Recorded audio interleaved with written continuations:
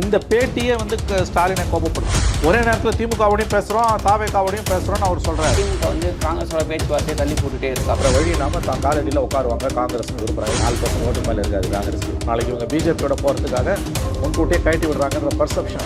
Communication never ஸ்டாப்ஸ்னா என்ன அர்த்தம்? நான் இப்பயும் தாவேக்காவோட பேசுகிறேன்றாரு. அது எப்படி பேசுகிறேன்? இவங்களோட ஜெயிக்கலாம், கூட்டணி கட்சியில் தோற்கடிக்கப்படும். டிஎன்பிசிலாம் மன்னிக்க முடியாதது. எழுதி வச்சுக்கோங்க, இது 2வது காங்கிரஸ் இல்லாமல் அவங்களால ஒரு எலெக்ஷன் ஜெயிக்கிறதுன்றது it's very very difficult process. BJP எதிர்ப்பில் திமுக உறுதியாக இருக்குன்னா திமுக ஆதரிக்கணும். மக்கள் ஓட்டு போட்டால் வர போகிறீங்க, இல்லைனா ஓட்டுக்கு போக போகிறீங்க. இல்லை மக்கள் ஓட்டு போட்டு உங்களே தேர்ந்தெடுக்கிறான்னா தாராளமாக ஆண்டுட்டு போங்க, யார் வேணாலும் சொல்ல போகிறீங்க. விஜய் அவர்களும் இதை பற்றி பேசணும்.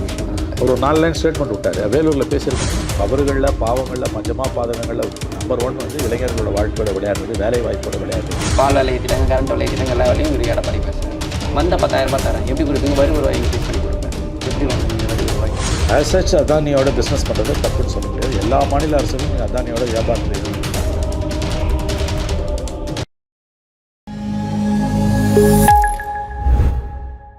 லயன் ஸ்குவாஷ் அசல் பழங்களிலிருந்து தயாரிக்கப்பட்ட ரியல் ஸ்குவாஷ் ஃபுல்லா ஜோரா. நாகஸ்நேயர்களுக்கு வணக்கம். அரசியல் பல பரபரப்பான கட்டங்களை நோக்கி நகர்ந்து கொண்டு இருக்கிறது. அது குறித்து விவாதிக்க மூத்த பத்திரிகையாளர் திரு மணி அவர்கள் நம்ம இணைந்திருக்கிறார். வணக்கம் sir.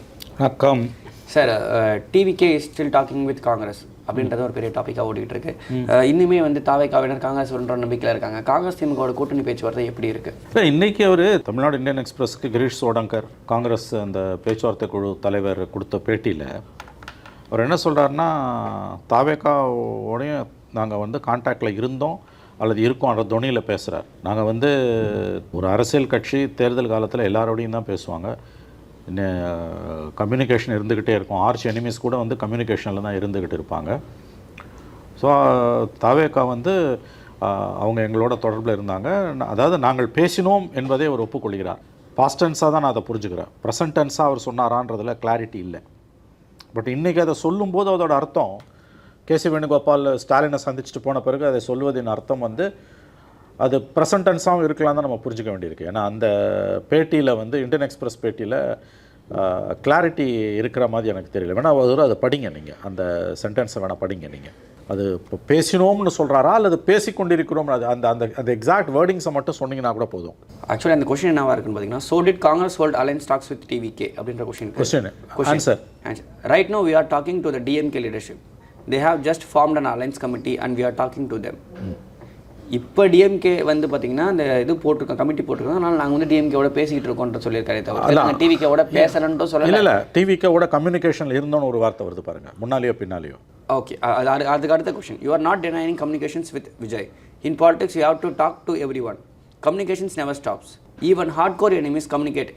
Even AIADMK leaders when we meet at functions. Okay, communication never stops. That's important. That means you have to understood it as present also. See, இந்த பேட்டியே வந்து ஸ்டாலினை கோபப்படுத்தும். ஏன்னு கேட்டிங்கன்னா அவர் என்ன சொல்றாரு, இப்போதைக்கு நாங்கள் திமுகவோட பேசுகிறோம். Right no we are in talks with DMK. Fine. அடுத்த கேள்வி என்ன கேட்கப்படுதுன்னா, அப்போ நீங்கள் கடந்த காலங்களில் பேசுனீங்களான்னு போது பாலிடிக்ஸில் எல்லாரோடையும் பேசுவாங்க. Even arch enemy speak and continuation. இப்போ கம்யூனிகேஷன் வித் டிவிகே கண்டினியூஸ்ன்றாரு. Communication never stop. சரியான வார்த்தை வந்து அவர் என்ன சொல்கிறாரு, இப்போதைக்கு நாங்கள் திமுகவோட பேசுகிறோன்றார். அடுத்த கேள்வி வந்து இப்போ தாவேக்காவோட பேசுனீங்களான்னு போது தாவேக்காவோட நாங்கள் வந்து நாங்கள் வந்து தாவேக்காவோடையும் கம்யூனிகேஷனில் இருந்தோம். ஆர்ச் எனிமிஸ் கூட பேசிக்கிட்டே தான் இருப்பாங்க. Communication never stops. Golden words வந்து கம்யூனிகேஷன் நெவர் ஸ்டாப்ஸ்ன்றது தான் கோல்டன் வேர்ட்ஸ். அப்போ அந்த பக்கம் பேசிகிட்டு இருக்காங்க. ஒரே நேரத்தில் திமுகவோடையும் பேசுகிறோம், தாவேக்காவோடையும் பேசுகிறோன்னு அவர் சொல்கிறாரு. அப்படி தான் நான் புரிஞ்சுக்கிறேன். That's what I understand from that interview. திமுகவோட right now we are talking with DMK. Fine.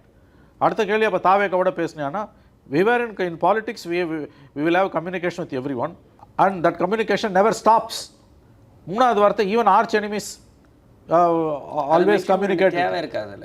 அதை தான் நான் சொல்கிறேன். இப்போ நீங்கள் தாவேக்காவோட பேசினான்னா பேசணுன்றாரு அண்ட் கம்யூனிகேஷன் நெவர் ஸ்டாப்ஸ்ன்றாரு. அடுத்த வார்த்தை ஆர்ச் எனிமீஸ் கூட பேசுகிறாங்க. ஏடிஎம்கே காரங்களை பார்த்தா கூட ஹாய் சொல்கிறேன்றாரு. நீ ஏடிஎம்கே காரன்ட்ட ஹாய் சொல்கிறது நியூஸ் இல்லை. தாவேக்காவோட பேசினான்னா பேசணும்னு சொல்லிட்டு கம்யூனிகேஷன் நெவர் ஸ்டாப்ஸ்ன்னு போது நாங்கள் இப்போ திமுகவோட பேசுகிறோம். Right now we are in talks with DMK. தாவேக்காவோட பேசுனீங்கன்னா they gave us open invitation. We were in communication with them and communication never stops. So இது எப்படி புரிஞ்சுப்பீங்க நீங்கள்? நாங்கள் இப்பயும் தாவேக்காவோட பேசுகிறோம் தான் கிரீஷ் சோடங்கர் சொல்கிறாரு, அப்படி தான் அதை நம்ம புரிஞ்சுக்கணும். ஒருவேளை அதனால் காரணமாக தான் திமுக வந்து காங்கிரஸோட பேச்சுவார்த்தையை தள்ளி போட்டுகிட்டே இருக்கா? இருக்கலாம். அவங்க காங்கிரஸோட பேச்சுவார்த்தையை மேலும் மேலும் மேலும் மேலும் மேலும் மேலும் மேலும் தள்ளி வச்சுக்கிட்டே திமுக போகிறதுக்கு ஒரே ஒரு காரணம் தான், அதாவது டிலே பண்ண இவங்க தாவேக்காவோட போகிறதுக்கான வாய்ப்புகள் குறைஞ்சிக்கிட்டே வரும். வேறு வழி இல்லாமல் தான் காலடியில் உட்காருவாங்க காங்கிரஸ்னு விரும்புகிறாங்க. இது பாருங்க, ஒன்று தெரிஞ்சுக்கோங்க, வெளியில் என்ன தான் போஸ்டரிங் கொடுத்தாலும் திராவிட முன்னேற்ற கழகம் அவங்களோட பெய்டு மவுத்ஸை வச்சு எவ்வளோ தான் பேசினாலும், அவங்க கூலிப்படையை இணைய கூலிப்படையை வச்சு அறிவாலி அல்சேஷன்களை வச்சு எவ்வளோ தான் காங்கிரஸுக்கு எதிராக அவங்க கத்துனாலும், காங்கிரஸ் தங்களை விட்டு போகுதுன்னா அது திமுகவுக்கு நைட் மேர் சுச்சுவேஷன்றது அவங்களுக்கு தெரியும். காங்கிரஸ் இல்லாமல் அவங்களால ஒரு எலெக்ஷனை ஜெயிக்கிறதுன்றது it's a very very difficult proposition. After ஏடிஎம் ஏதாவது நீ வந்து காங்கிரஸோட அந்த 4% 5% 3% அது இல்லைன்னா திமுகவால் ஆட்சியை கைப்பற்ற முடியாது. 70-80 சீட் வந்து நிற்கும். அதனால் காங்கிரஸை எவ்வளவு ஹியூமிலியேட் பண்ணாலும் ப்ராக்சிஸை வச்சு காங்கிரஸ் அலைன்ஸை விட்டு போதுன்னா much more loss will be for DMK. Congress சைபர் தெரிஞ்ச விஷயம், அது 60 வருஷமாக இங்கே சைபரு. அவர் ஒரு பாயிண்ட் சொல்கிறாரு, 58 வருஷமாக அதிகாரத்தில் இல்லாமல் நாங்கள் இங்கே இருக்கோம், பட் ஸ்டில்ஸ் வி ஹேவ் ஓட்ஸ்ன்றார். அது ரொம்ப வேலிடான பாயிண்ட்டு. அதே மாதிரி 12 to 20% ஓட்டு இருக்குன்றாரு. 63,000 பூத் ஏஜென்ட்ஸ் இருக்காங்க அப்படின்றாரு. அவ்வளோ விஷயத்தை அவர் வந்து ஆட் ஆன் பண்ணிகிட்டே இல்லை. அதெல்லாம் கதை 12% ஓட்டுன்றலாம் கதை அழுகிறாரு. ஒரு 4% ஓட்டுக்கு மேலே இருக்காது காங்கிரஸுக்கு. நான் என்ன சொல்கிறேன், 1.5% ஓட்டு மக்கள் நல கூட்டணியால் தான் ஜெயலலிதா ஜெயிச்சாங்க 16 10 வருஷத்துக்கு முன்னால். கண்டிப்பாக 3% ஓட்டு காங்கிரஸுக்கு இருக்கும். 3% ஓட்டு இல்லைன்னா எங்கே ஜெயிப்பேன்? இதில் ஒரு விஷயம் நல்லா புரிஞ்சுக்கோங்க, நீங்கள் காங்கிரஸை மேலும் மேலும் திமுக ஹியூமிலியேட் பண்ண கீழே வந்து பேட் பிளட் ஃப்ளோயிங் அன்இன்டரப்டட்லி. அலையன்ஸ் நாளைக்கு வந்தாலும் வரும், நான் நம்புகிறேன். இதுக்கு அது இவ்வளோ அசிங்கத்துக்கு பிறகு இதை விடையும் அசிங்கம் நடக்கும். அதுக்கு பிறகும் அலையன்ஸ் வரும். கீழே ஜெல் ஆகாது, கீழே ஓட் ட்ரான்ஸ்ஃபர் ஆகாது. நீங்கள் இந்நேரம் முடிஞ்சு போயிருக்கணும் கூட்டணி. காங்கிரஸ்காரன் திமுக காரனுக்கு வேலை பார்க்க மாட்டா, திமுக காங்கிரஸோட அந்த ஓட் ஷேர் அது 3% வச்சுக்கோ. நீ எவ்வளோ வேணால் இழிவுபடுத்து, அந்த 3% காங்கிரஸ் திமுகவுக்கு ட்ரான்ஸ்ஃபர் ஆகாது. அது எல்லா தொகுதியிலையும் 3% இல்லை, ஒரு 30 தொகுதியில் கூடவே இருக்கும், 5-6% கூட இருக்கும். 5000 ஓட்டுன்னு வைங்களேன். ஒரு 20 தொகுதியில் 5000 ஓட்டுன்னு வச்சா கூட என்னங்க கதை உங்களுக்கு? 1 லட்சம் ஓட்டுங்க. 50 ஓட்டு 100 ஓட்டில் தோப்பான் ஜெயிப்பான். 4 முனை போட்டின்றது டிஎம்கே அட்வான்டேஜ்ன்றதில் மாற்றுக்கிறதுக்கு இடமே இல்லைங்க. ஆனால் அதுக்காக நீங்கள் வந்து ட்ரஸ்டட் அலைய 22 வருஷமாக இருக்க ஒரு அலையன்ஸை நீங்கள் தூக்கி வெளியில் போடுறீங்கன்னா, காங்கிரஸ்ன்றது பெர்செப்ஷனுங்களே, ஓட் பேங்க் கிடையாது. காங்கிரஸ் வெளியில் போகுது அப்படின்னா மைனாரிட்டிஸ் ஓட் திமுகவுக்கு குறையும். நாளைக்கு இவங்க பிஜேபியோட போகிறதுக்காக முன்கூட்டியே கட்டி விடுறாங்கன்ற பர்செப்ஷன் மைனாரிட்டிஸ் மத்தியில் அதிகமாக வலுப்பெறும். காங்கிரஸ்ன்றது ஓட் பேங்க் கிடையாது, காங்கிரஸ்ன்றது பர்செப்ஷன். காங்கிரஸ் இல்லாத திமுக கூட்டணிக்கு செக்யூலர் கிரெடென்ஷியல்ஸ் இப்போ இருக்க மாதிரி இருக்காது. சும்மா ஒன்றும் ஸ்டாலின் காங்கிரஸை கூட வச்சுக்கல. திமுகவில் உள்ள சில பேரும் திமுகவோட வாடகை வாய்களும் பெய்டு மவுத்ஸும் பேசுகிற அளவுக்கு காங்கிரஸுக்கு இங்கே ஒன்றுமே இல்லைன்னா ஸ்டாலின் கையில் வச்சிருக்க மாட்டார், கூட வச்சிருக்க மாட்டார். இன்றைக்கி அறுத்து தூக்கி போட்டிருப்பாரு. அது சொடங்கரோட பேட்டி. இன்றைக்கி சொடங்கரோட பேட்டியே வந்து சீஃப் மினிஸ்டர் ஸ்டாலினை சீண்டி பார்க்குறது. கம்யூனிகேஷன் நெவர் ஸ்டாப்ஸ்னா என்ன அர்த்தம்? நான் இப்பயும் தாவேக்காவோட பேசுகிறேன்றாரு. அது எப்படி பேசுவேன்? திமுகவோடையும் பேசிக்கிட்டு தாவேக்காவோடையும் பேசுவீங்களா? இந்த பேட்டியை ராகுல் காந்தியோட ஆசீர்வாதம் இல்லாமல் இருக்கும். அது இந்தியன் எக்ஸ்பிரஸுக்கு கொடுத்துருக்க மாட்டார். ஆகவே இவ்வளோ விஷயம் இருக்குது இது உள்ள. இதை நீங்கள் புரிஞ்சுக்கணும். This is not an easy job. இதை பாருங்கள், இதுக்கு பிறகும் இந்த அலையன்ஸ் கண்டினியூ ஆகும். 28 சீட்டுக்கு அவங்க செட்டில் ஆவாங்க நான் நம்புகிறேன். காங்கிரஸ் கீழே வந்து அது ஒர்க் அவுட் ஆகாது. 21 இருந்த ஓட் ட்ரான்ஸ்ஃபர் 26 இருக்காது. லாஸ்ட் திமுக தான். காங்கிரஸ் தோக்குற ஒவ்வொரு சீட்டும் திமுக கிளாஸ், அதை புரிஞ்சுக்கோங்க. ஏன்னா போன தேர்தலுமே பெருசாக டிஃப்ரென்ஸ் கிடையாது. 2021 தேர்தலுமே ஆமாம் 40 தொகுதிக்கு வந்து பார்த்தீங்கன்னா ஒரு 1000 ஓட்டுக்குள்ளே அதுக்குள்ளே தானே வந்து நிற்குது. நீ 10 வருஷம் பவரில் இல்லாமல் இருக்கும்போது அவ்வளோதான் போது, நீங்கள் 5 வருஷம் பவரில் இருந்துட்டு போகும்போது that is a huge anti இன்கம்பன்சிங்க. இன்னும் எடப்பாடி வந்து பார்த்தீங்கன்னா பல ஸ்கீம்ஸ் வந்து அனௌன்ஸ் பண்ணியிருக்காரு. விஷயங்களாகட்டும் சரி, உதவித்தொகை, வேலைவாய்ப்பு இல்லாத இளைஞருக்கு உதவித்தொகை, மற்ற விஷயம் இந்த மாதிரி விஷயம். அப்போ நீங்கள் வந்து அவ்வளோ தூரம் உங்களுக்கு வந்து நீங்கள் திராவிட மாடல் ஆட்சியில் அப்படியே வந்து தேனும் பாலும் ஓடுதுன்னா எதுக்கு 5000 ரூபாய் கொடுக்குறீங்க? எதுக்கு வந்து எல்லா கட்சியும் வந்து உள்ளே இழுத்து போட்டுக்கிறீங்க? விஜய் சொன்ன மாதிரி அறிவாலயம் பக்கம் யாராவது நடந்து போனாங்களே கப்பன் பூச்சி உள்ளே போட்டுக்கிறீங்களா? எதுக்கு இவ்வளோ பயம்? புதுசாக 4 கட்சியை கூட்டணியில் சேர்க்க வேண்டிய அவசியம் உங்களுக்கு என்னங்க வந்தது? இது ஏற்கனவே டெஸ்டட் அலையன்ஸ். ஒரு ஓட்டு இருக்க கட்சியை கூட நீங்கள் சேர்த்துக்கிறீங்க. அப்போ அதெல்லாம் உங்களுக்கு பயத்தை தானே காட்டுது. அஃப்கோர்ஸ் 4 கார்னர் ஃபைட்டில் அட்வான்டேஜ் டிஎம்கே மறுக்கல, but there is a catch. 21 இந்த அட்வான்டேஜ் ஏன் இருக்காதுன்னா, now you're in power. Anti incumbency is there is huge anti incumbency. Media reflect பண்ண மறுக்குது, அப்போசிஷன் எக்ஸ்ப்ளாய்ட் பண்ண மறுக்குது. அதனால் வந்து உங்ககிட்ட இருக்க money power, muscle power, media power பாருங்கள் எவ்வளோ ஆட்ஸ் வருது. யாரோட பணங்க இது?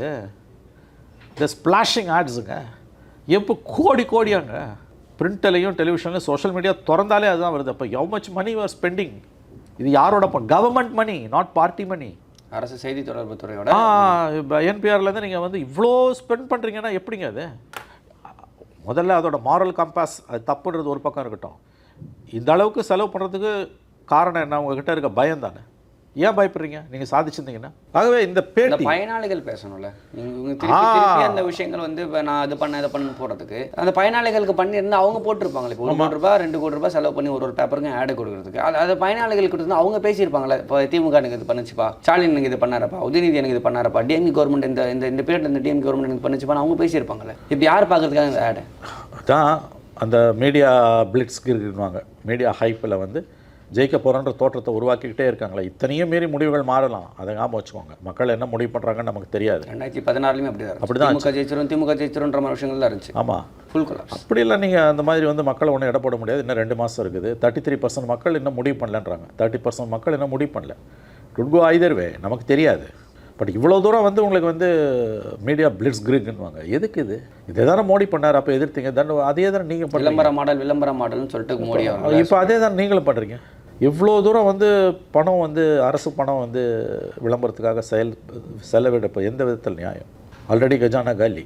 ஸோ இது பர்செப்ஷனில் ஜெயிக்கணுன்ற பேரில் நெரேட்டிவை செட் பண்ணுறன்ற பேரில் ஓவர் டோஸ் ஆகிட்டுருக்கு. Anything over dose is dangerous, ஞாபகம் வச்சுக்கோங்க. இப்போது மற்ற கூட்டணி கட்சிகள் ஷீட் ஷேரிங்ஸ் அந்த விஷயங்கள் எல்லாருமே இரட்டை இலக்கம்ன்ற விஷயங்கள் தொடர்ச்சியாக பேசிட்டு இருக்காங்க. விசிகா போன்ற கட்சிகளாகட்டும் சரி, கம்யூனிஸ்ட் போன்ற கட்சிகளாகட்டும் சரி. இப்போ புதுசாக வந்து தேமுதிகவுக்கும் இவங்க இரட்டை இலக்கம் கொடுக்கறதுக்காக அந்த வாய்ப்புகள் இருக்குன்ற விஷயங்களும் நம்ம பார்க்க முடியுது. புதுசாக வந்த கட்சிக்கு இரட்டை இலக்கம் கொடுத்தா ஏற்கனவே இருக்க விசிகா கம்யூனிஸ்ட் போன்ற டெஸ்டட் அலைன்ஸ்லாம் அது ஒரு மாரி நெகட்டிவான விஷயங்களை ஏற்படுத்துவாங்க. வேறு மாதிரி அவங்கள சமாளிப்பாங்க, அவங்களும் அதை ஒத்துக்கிட்டு போவாங்க. So the parties R surrendered. சொன்னால் கோவம் வரும் அவங்களுக்கு. திமுகவோட ஒரு அங்கமாக தானே இந்த இடதுசாரிகளும் விசிகாவும் மாறிட்டாங்க. கடந்த காலங்கள் அப்படி இல்லையா? கேட்டால் நீட்டி முழைக்க நாங்கள் அப்படி இல்லை இப்படி இல்லைன்னு. என்ன பிரச்சனைக்கு நீங்கள் வெளியில் வந்தீங்க சொல்லுங்கள்? கடைசியாக சாம்சங் போராட்டத்துக்கு எல்லாரும் அதுக்கப்புறம் டிஎன்பிசி கொலாப்ஸுக்கு யார் எத்தனை பேர் தெருவில் இறங்கி போராடினீங்க? சும்மா 4 லைன் ஸ்டேட்மெண்ட் விட்டால் போதுமா? எடப்பாடி பேரில் நடந்த குதிச்சிருப்பீங்களே வானத்துக்கு பூமிக்கு. இப்போ இடி ரிப்போர்ட்டில் வந்து கே நேரு டிபார்ட்மெண்ட்டில் எவ்வளோ கரப்ஷன்னு 2 ரிப்போர்ட் 258 பக்கம் 232 பக்கம். ஹைகோர்ட் சொல்லுது எஃப்ஐஆர் போடணும். வாய் திறந்தாங்களா? ஒரு கூட்டணி கட்சி வாய் திறந்துதா? அப்போ you become part and parcel of DMK. திமுகவோட சொன்னால் கோவம் வரும். திமுகவோட தொங்கு சதைகள் தானே இந்த கூட்டணி கட்சிகள், இடதுசாரிகளும் காங்கிரஸும் விசிகாவும். ஆங்கிலத்தில் you become appendage of the DMK தானே. லிட்ரலி டிஎம்கேவோட தொங்கு சதை நீங்கள். இந்த பாதிப்பு எழுதி வச்சுக்கோங்க, ஓட் ட்ரான்ஸ்ஃபரில் இருக்கும். பேசும்போது மக்கள்கிட்ட சொல்கிறாங்க, இந்த திமுகவை விட கூட்டணி கட்சிகள் மீது தான் எங்களுக்கு கோபம் அதிகமாக இருக்குன்னு. We should teach them lesson. அவங்களுக்கு ஒரு பாடம் கற்பிக்க வேண்டும். திமுகவோட ஜெயிக்கலாம், கூட்டணி கட்சிகள் தோற்கடிக்கப்பட வேண்டும். என்ன ரோலை ப்ளே பண்ணாங்க இந்த 5 வருஷத்தில்? இப்போ அது எவ்வளோ இஷ்யூஸ் வந்திருக்கு. டிஎன்பிசிலாம் தெருவில் இறங்கி வேணாமா? எத்தனை இளைஞர்களோட எதிர்காலம்? Unemployment is the biggest problem in life. எக்ஸாமை கண்டக்ட் பண்ணுறதை தவிர டிஎன்பிசிக்கு வேறு ஒரு வேலையும் கிடையாது. தேர்தல் ஆணையத்தில், தமிழக தேர்தல் ஆணையத்தில் வந்து துணை செயலாளர் பதவி கொடுத்துருவோம். அதை தவிர உனக்கு வேலையே கிடையாது. அதை நடத்த துப்பு இல்லை. 2வது தடவை கொலாப்ஸ். இமேஜின் எத்தனை பேரோட வாழ்க்கை. இது இந்த எதிர்கட்சிகள் இதே கூட்டணியில் தான் இருக்கு. நீ ஒன்றும் கவர்மெண்ட்டில் இல்லை. எத்தனை பேருக்கு அந்த ஏஜ் பார்ன்ற ஒரு விஷயம் அது இருக்குல்ல, அந்த ஒரு ஸ்கேல் இருக்குது. எவ்வளோ பேர் வாழ்க்கை போச்சு. நீ திமுக அரசாங்கத்தில் கூட்டணியில் இருந்து பொத்தின்னு இருந்தனா புரியுது. அதுவும் இல்லை. அப்போ எதுக்கு நீ முட்டு கொடுக்குற இந்த கவர்மெண்ட்? யோசிச்சு பாருங்களேன். இந்த கட்சிகள் 2 இடதுசாரிகளும் விசிகாவும் காங்கிரஸ் வருஷம் நடந்த இந்த தவறுகளில் பஞ்சமா பாதகங்களில் இவங்களோட ரோல் இருக்குல்ல. தேர்தலில் இவர்களுக்கான விலையை கொடுப்பார்கள். டிஎன்பிசிலாம் மன்னிக்க முடியாத கூட்டம். எழுதி வச்சுக்கோங்க. இது 2வது தடவை. 23 ஒரு தடவை, 26 2 தடவை பங்கிலிங் நடக்கும். அன்பிரசிடென்ட்டுங்க. அது ஒன்று தான் உனக்கு வேலை. அதை நடத்த துப்பு இல்லை. அட்லீஸ்ட் அலோகேஷன் பண்ணுறீங்க. முன்னாடி 4 பேர் எப்படின்னு அந்த எக்ஸாம் சென்டர்லாம் வெரிஃபை பண்ணியிருப்பீங்க. அப்போ கூட ஏதோ வெரிஃபை பண்ணல. எலெக்ஷன்னால இவிஎம் டெஸ்ட் பண்ணுறான்ல. மன்னிக்க முடியாத குற்றங்க அது. சொன்ன மாதிரி எத்தனை பேர் ஏஜ் பார் ஆகுது? எத்தனை பேர் அந்த ஃபினான்ஷியல் ஸ்ட்ரெஸ்ல இருப்பாங்க, மென்டல் எவ்வளோ எத்தனை இளைஞர்களோட வாழ்க்கை எத்தனை 2 தலைமுறையை பாதிக்கும்ல. இந்த பாவத்துக்கு என்ன தண்டனை அதை சொல்லுங்கள். இன்னும் 1000 பேச்சு பேசுகிறீங்களே. ஒரு மீடியா அதை டிபேட்டுக்கு எடுத்தானாங்க. நாடா இது சுடுகாடுங்க. இந்த அளவுக்கு தமிழ்நாடு வரலாறுலேயே மீடியா கொலாப்ஸ் ஆனது கிடையாதுங்க. பிஜேபியை எதிர்க்க வேண்டிய விதத்தில் எதிர்க்கணும். பிஜேபி எதிர்ப்பில் திமுக உறுதியாக இருக்கணும். திமுக ஆதரிக்கணும். மதச்சார்பின்மைன்ற உன்னதமான கோட்பாட்டுக்கு சந்தேகமே இல்லை. ஆனால் இங்கே நடக்கிற தப்பு எல்லாத்தையும் பொத்திக்கின்னு இருந்தீங்கன்னா, கண்ணை மூடின்னு மகாத்மா காந்திக்கு பிடிச்ச 3 குரங்கு பொம்மை மாதிரி கண்ணை மூடின்னு காதை மூடின்னு வாயை மூடின்னு தானே இருக்கீங்க. பிஜேபி எதிர்ப்புன்ற ஒற்றை இலக்கத்துக்காக எல்லா பாவத்தையும் அனுமதிப்பீங்களா? அது இது கூட்டணி அரசு இருந்தால் கூட நீ பொத்தின்னு இருக்கிறது புரிஞ்சுக்கலாம். இது திமுக கவர்மெண்ட்டு. நீ எதுக்கு இந்த கவர்மெண்ட்டை முட்டு கொடுக்குற? இதில் கிரெடிட் எல்லாம் அவங்க எடுத்துக்கிறாங்க. திமுக அரசின் சோகால்டு அச்சீவ்மெண்ட்ஸை கிரெடிட் பூரா திமுகக்கு. நடக்கிற பிரச்சனைகள், குழப்பம், குளறுபடி, அட்டூழியங்களுக்கு வந்து பொறுப்பு பகிர்ந்து அளிக்கப்படுது. என்னாலாம் டிஎன்பிசிலாம் வந்து மன்னிக்கவே முடியலங்க. ஒரு டிபேட் இல்லை, ஒரு எடிட்டோரியல் இல்லை. எடப்பாடி பேர் நடந்தால் குதிச்சிருப்பானுங்களா, வானத்துக்கும் பூமிக்கும் குதிக்கணும். சிலதெல்லாம் மன்னிக்க முடியாத குற்றங்கள்ங்க. ஆனால் அதை பற்றி கவலை இல்லாமல் அவங்க கடந்து போகிறாங்கல்ல. எதை பற்றியும் கவலை, நாங்கள் ஜெயிச்சிட்டு போங்க சார். அது தேர்தல் நேரத்தில் மக்கள் 3 மாதம் இருக்குது. இல்லை நீ என்ன பண்ணுறீங்க, இப்போ பண்ணுறது கூட பண்ணுங்கள்.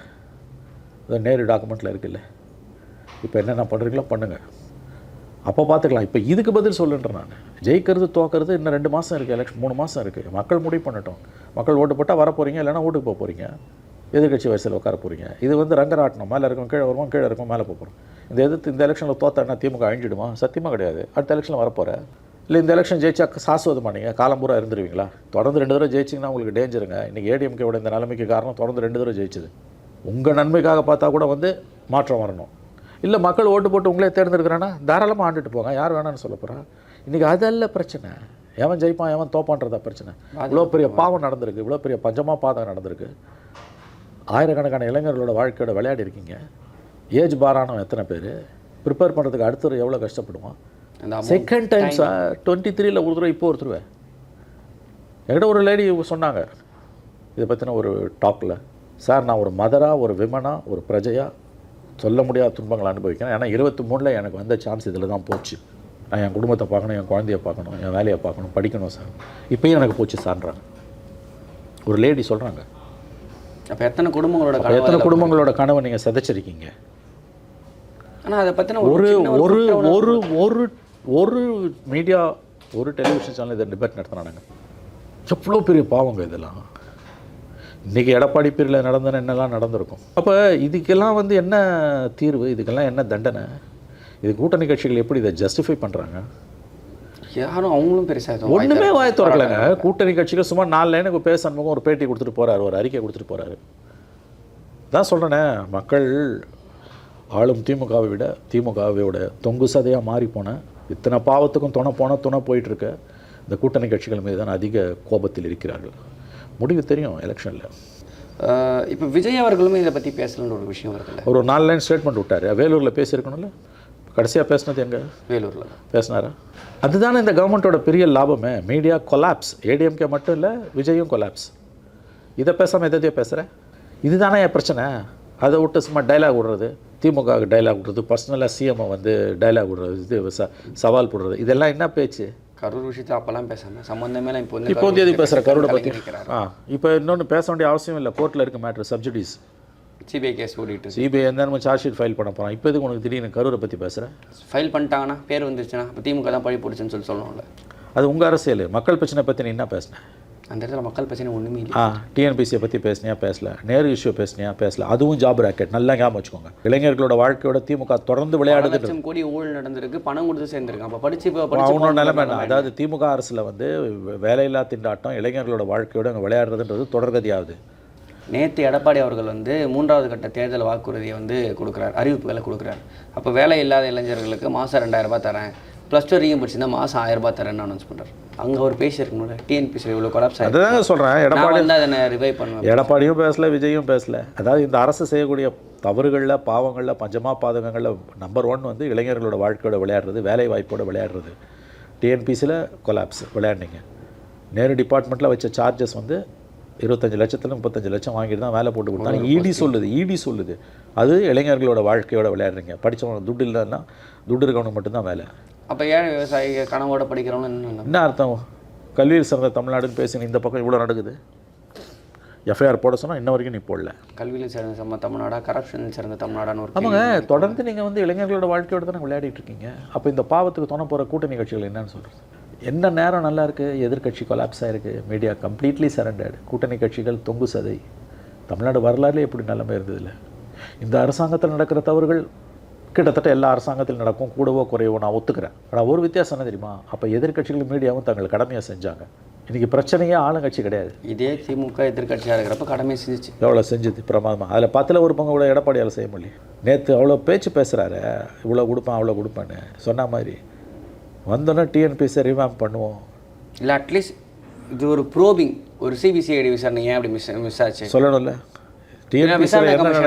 ஒன்றுமே இல்லையா? சிங்கிள் பெஞ்ச் தொடர்ந்து இளைஞர்களோட வாழ்க்கையோட வேலை வாய்ப்போட விளையாடக்கூடிய ஒரு அரசு.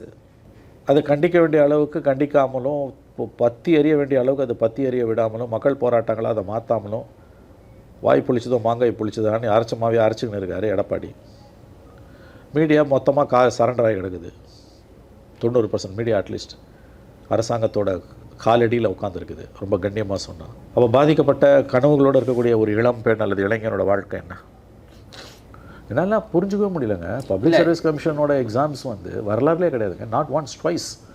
23 நீ பாடம் கற்றுருக்கணும்ல, அங்கேயே அந்த ப்ராப்ளம் ஐடென்டிஃபை பண்ணி முடிச்சு அப்பயே வந்து கருவறுத்துருக்கணும்ல, அப்பயே பிரச்சனையோட மூலத்தை கண்டுபிடிச்சி கருவறுத்துருக்கணும்ல. ரொம்ப மோசமான காலகட்டத்தில் தான் வாழ்ந்துருக்கோம்.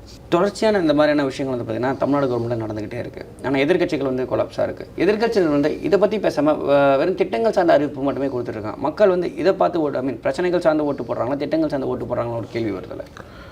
அது கேட்சி ஸ்லோகனுங்க. ஒருத்தனை ஏமாற்றணும்னா முதல்ல அவன் ஆசையை தூண்டணும். 5000 ரூபாய் கொடுத்தாச்சு, நான் 10,000 ரூபாய் கொடுக்குறேன்றாரு.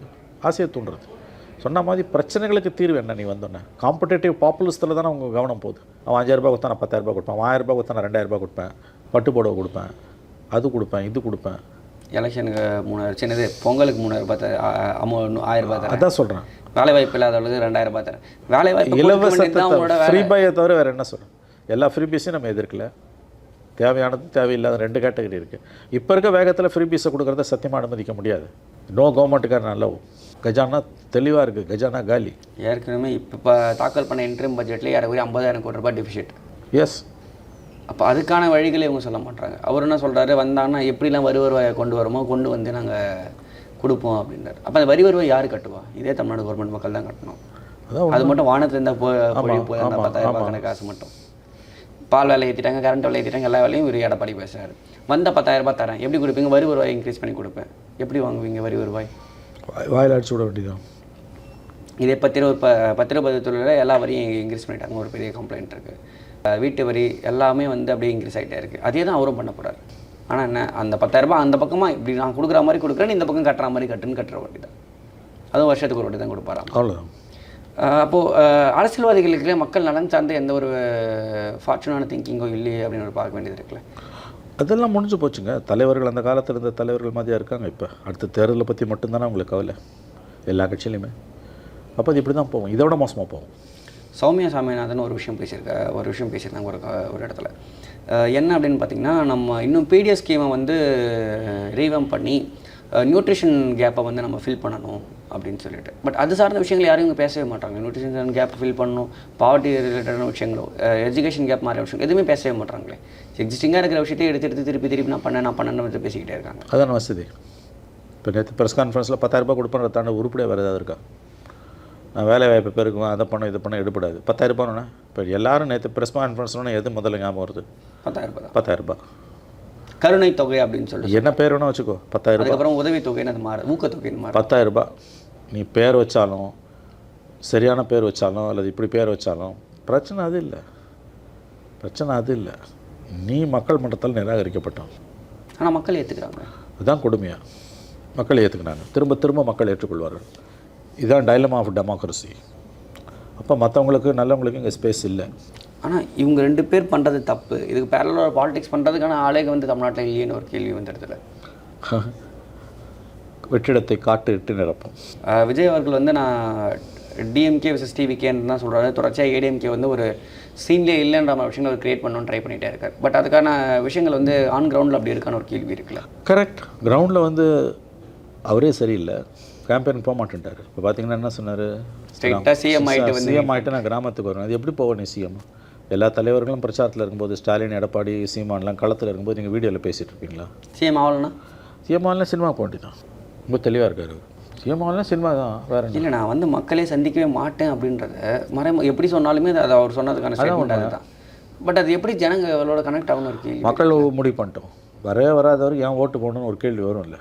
ஏன்னா இப்போ சமீபத்தில் வந்த அந்த இப்போ வாக்காளர் பட்டியல் படி 12 லட்சம் பேர் இருந்தோம்னா 18லேருந்து 20 வயசுக்குள்ளே இருக்கவங்க, அவங்களோட ஓட்டை யார் வாங்க போகிறான்ற ஒரு கேள்வியும் இருக்குது. அதில் எத்தனை பேர் ஓட்டு போட வருவாங்கன்ற ஒரு கேள்வியும் இருக்குது. அது நல்ல கேள்வி. இப்போது அது வந்து ரொம்ப நுவான்ஸ்டாக பார்க்கணும் நம்ம. எனவே அதெல்லாம் வந்து அடுத்த கட்டம். இப்போ முதல் கட்டமாக 2 கட்சிகளும் கொடுக்கக்கூடிய அள்ளி விடக்கூடிய வாக்குறுதிகள். இப்போ நாளைக்கு சுப்ரீம் கோர்ட்டில் கேஸ் வருது, 2 பேரும் ரெஸ்ட்ரைன் பண்ணணும். ஏன்னா இது என்லெஸ் நான்சென்ஸாக போயிட்டுருக்கு. இப்போ அந்த 10,000 திமுக மேட்ச் பண்ணாதுன்னு உறுதியாக சொல்ல முடியாது. இவங்க ஏதாவது ஸ்கீமை போட்டு மேட்ச் பண்ணலாம் அல்லது பண்ணாமலும் இருக்கலாம். உங்கள் கண்ணவை சொல்லுங்கள் ஸ்கீம், அதில் யார் யாரெல்லாம் ரெஜிஸ்டர் பண்ணிடுவீங்க, எல்லாருக்கும் 10,000 ரூபாய் போடுறோன்னா முடிஞ்சு போச்சு. ஆகவே 2 பேரும் விளையாடுறாங்க, இல்லை எந்த சந்தேகமும் இல்லை. திமுக அண்ணா திமுக 2 பேரும் தமிழ்நாட்டோடு விளையாடி கொண்டிருக்கிறார்கள். தமிழ்நாடு கஜானா காலியாகி கொண்டிருக்கிறது. இது லாங் ரனில் போனால் இது ரொம்பவே பிரச்சனையாக வந்து நிற்கும். இப்போ இவ்வளோ நாளாக வந்து இங்கே இருக்க திமுக அரசு அதானி அம்பானி சார்ந்த விஷயங்கள்லாம் இந்த பிஜேபியோட சேர்த்து எடுத்துகிட்டு இருந்தாங்க. இப்போ இதே தமிழ்நாடு கவர்மெண்ட் வந்து பார்த்திங்கன்னா அதானி கிட்டேருந்து 558 மெகாவாட் மின்சாரத்தை 5 வருஷத்துக்கு வாங்குறதுக்கு இது போட்டிருக்காங்க. யூனிட் 5.9 ரூபாய் per யூனிட்டுக்கு. அப்போ அது என்ன பண்ணுறது? இல்லை, அது டீட்டெயில்ஸ் இல்லை தம்பி, என்கிட்ட அதை பற்றின டீட்டெயில்ஸ் இல்லை. அதானியோட எல்லா மாநிலங்களும் பிஸ்னஸ் பண்ணுது, அந்த மாதிரி இவங்களும் பண்ணுறாங்க. எனக்கு தெரிஞ்ச தப்பு கிடையாது, கேரளாவே பண்ணுது. அதில் ஏதாவது அனாமலிஸ், அதில் கரப்ஷன் இருந்தால் தான் நம்ம பேச முடியும். நம்மக்கிட்ட எந்த தரவுகளும் இல்லை. ஆஸ் சச் அதானியோட பிஸ்னஸ் பண்ணுறதை தப்புன்னு சொல்ல முடியாது. எல்லா மாநில அரசுகளும் நீங்கள் அதானியோட வியாபாரத்தில் இருந்துக்கிட்டு தான் இருக்காங்க. ஆனால் மேம்போக்காக இவங்க பேசுகிறதுன்றது வந்து பார்த்திங்கன்னா அதே பேச்சு, பெரிய பேச்சு பேசுவாங்க. அதுவே இந்த டேர்ம்லாம் அதெல்லாம் இருக்காது, மாறிடும். காம்ப்ரமைஸ் தானே லைஃபு. அது வாக்கு வங்கி இருக்க அரசியல் இருக்கக்கூடிய கட்சிகள் வந்து தொடர்ந்து காம்ப்ரமைஸ் பண்ணி தான் ஆகணும். அது தப்பு கிடையாது. முதல்வர், துணை முதல்வர் பேரெல்லாம் வந்து மென்ஷன் பண்ணுற அளவுக்கு இடியோட அந்த வாட்ஸ்அப் சேட் சார்ந்த விஷயங்கள்லேருந்து அவ்வளோ அந்த டாக்குமெண்ட்ஸ் வந்துருச்சு. யாருமே அது பெருசாக டிபேட்டாகவே எடுத்துக்கல. எதிர்கட்சிகளும் பெருசாக பேசவே இல்லை, பேச மாட்டான். எதிர்கட்சிகளும் அது பெருசாக பேசல, டிவியும் எடுக்க மாட்டான். கட்சி நிதி வாங்கியிருக்காங்கன்ற அளவுக்கு அந்த ஒரு ஸ்டேட்மெண்ட். ஆமாங்க, கட்சி நிதி வாங்கினதுக்கு தானே அரவிந்த் கெஜ்ரிவால் அரெஸ்ட் பண்ணான். டெல்லி எக்ஸைஸ் ஸ்கேமில், டெல்லி லிக்கர் ஸ்கேமில் சிசோடியாவை அரெஸ்ட் பண்ணிவிட்டு கெஜ்ரிவாலை நேம் பண்ணலங்க. கெஜ்ரிவாலை பார்ட்டி பிரசிடென்ட் தான் இருந்தது இடி ரிப்போர்ட்டில். சச் சீரியஸ் இஷ்யூ அது. நீங்கள் எஃப்ஐஆர் போட்டுருக்காங்க, போட மாட்டேன்றாங்க. அது சுப்ரீம் கோர்ட்டு போடுவாங்க. ஜட்ஜ்மெண்ட் வந்து ஒரு வாரம் ஆகுதுங்க, இன்ன வரைக்கும் எஃப்ஐஆர் போடலங்க. நாங்கள் மதிக்க மாட்டோம், கண்டெம்ட் தான் பார்ப்போன்றாங்க. என்ன பண்ணுவீங்க? ஏற்கனவே பல கண்டெம்ட் வாங்கி வச்சுருக்காங்க, நிறைய கண்டெம்ட் வாங்கி வச்சுருக்காங்க. திருப்பரங்குன்றமாக இருக்கட்டும், இப்போ வந்துடுச்சு, இப்போ இந்த நேரு ஃபைல்ஸும் வந்துடுச்சு. ஃபைன், நான் ஆர்டரை இம்ப்ளிமெண்ட் பண்ண முடியாது, எஃப்ஐஆர் போட முடியாது. என்ன பண்ணுவோம்னால கண்டெம்ட் தானே, போட்டு கண்டெம்ட் பார்த்துக்கிறோம். அப்போ இப்படி ஆட்சியாளர்கள் மாறுறாங்கன்னா இது ஜனநாயகத்துக்கு சவக்குழி, சந்தேகமே இல்லை. இவ்வளோ உங்களுக்கு பண்ணால் நான் நன்றி சார்.